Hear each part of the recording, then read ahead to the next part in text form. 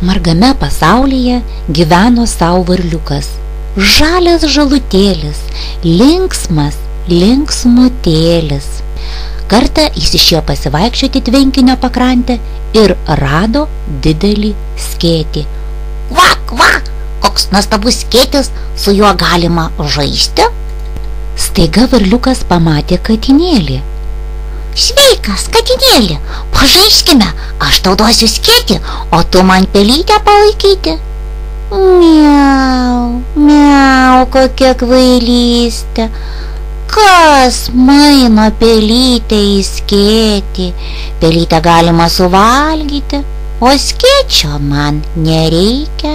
Varliukas šokinėdamas sutiko laputę, kuri nešėsi vištytę.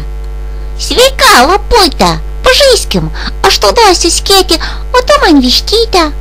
Na jau ne, vištytė tokia riebi, ją galima suėsti, o skėčio man nereikia. Bešokuodamas toliau, varliukas sutiko voveraitę. Sveika, voveraitė, eime pažaisti, aš tau duosiu skėtį, o tu man savo krepšelį su grybais. Sveikas, varliuk, kad skėčio man nereikia, o grybukus aš džiovinsiu žiemai. Vėliau varliukas pamatė ežiukus renkančius obuolius. Jiems pasiūlė pažaisti su savo skėčiu, tačiau ežiukai skubėjo namo kepti obuolių pyrago. Šukuodamas pievą, varliukas sutiko boružėlę, bet ir jai buvo neįdomu žaisti su skėčiu, nes rinko saldų gėlių nektarą.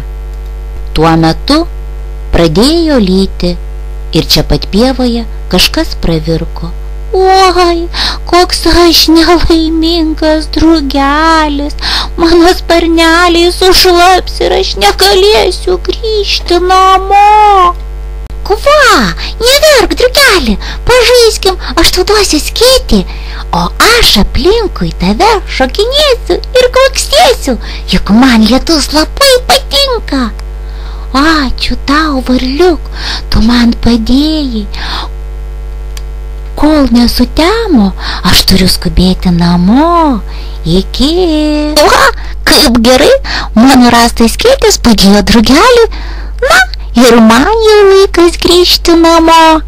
Iki.